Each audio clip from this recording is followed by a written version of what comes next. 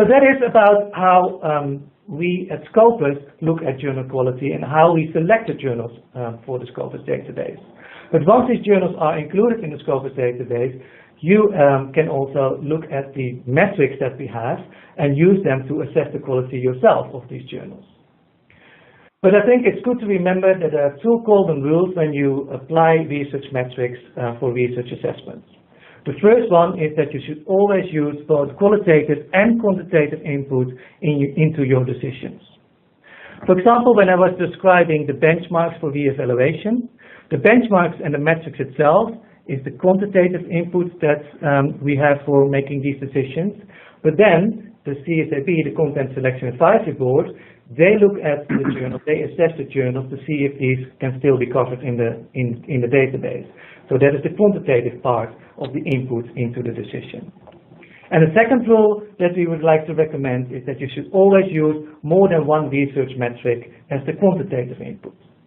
Because how good that metric is one metric can never give the complete picture of the performance of a journal. Also, as the example of the re-evaluation and the benchmarks that I've shown, only one metric doesn't give the complete view of the performance of the journal. It should always be more than one particular metric that you look at. So based on this, at Scopus, we have developed a basket of metrics, which gives a multidimensional view of journal performance. And this is in two dimensions, and the first dimension you can see on the slide now, which is the entities to which metrics can apply.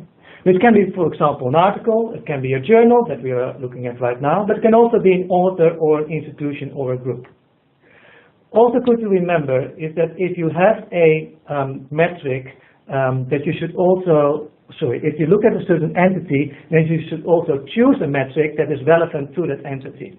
For example, if you are assessing journals, you should not use an author metric because that is really assessing authors and that is not assessing journals, and also vice versa. So always use the right metric with the right entity that you are looking at. The second dimension that we have in the basket of metric is the type of metric. So for the journals, for example, community, that can be the editors, the board, and the authors that are publishing or associated with the journal. Contributions is, for example, the number of articles as the output of that journal. Consumption, so how many times have the articles been used or cited and by whom. The scholarly impact, so what is the impact of the articles published in the journal on the scholarly community, but also the social impact, so for example, the media mentions and the social media mentions that are the articles that are published in that journal. So with this two-dimension basket of metrics, here are a few examples of the different metrics that you can use. Since we are looking at journals and trying to assess the quality of the journals, I would like to focus on the journal level metrics. For example, SNP and STR. SNP and STR are two different journal level metrics that we have available at Scopus, and they look at a combination of citations and a number of documents. Also, you can see on this slide a white box with entry point metric, and that is a metric that I would like to introduce today, which is a new metric that we're going to launch, and that will help you to give a very easy and quick view of the quality of a particular journal.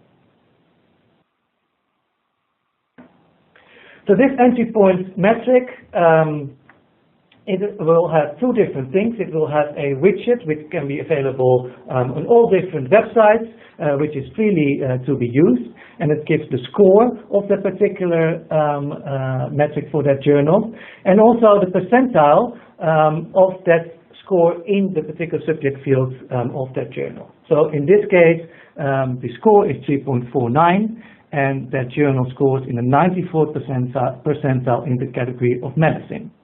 So that gives you immediately an idea of the absolute value of the score, but also in the context of the subject field, how does it rank with other peer journals.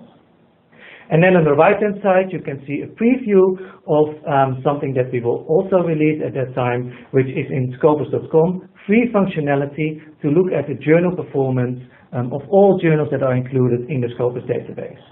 So we'll use this new metric in there, but also some more details about which documents are published in that journal, how many times they are cited over the years, how is the trend of the metric over years, and also how is the breakdown of the different documents published in that particular journal. So this is a new metric that will be released in June, and it will give everybody an easy way to assess the journal quality of journals included in the Scopus database.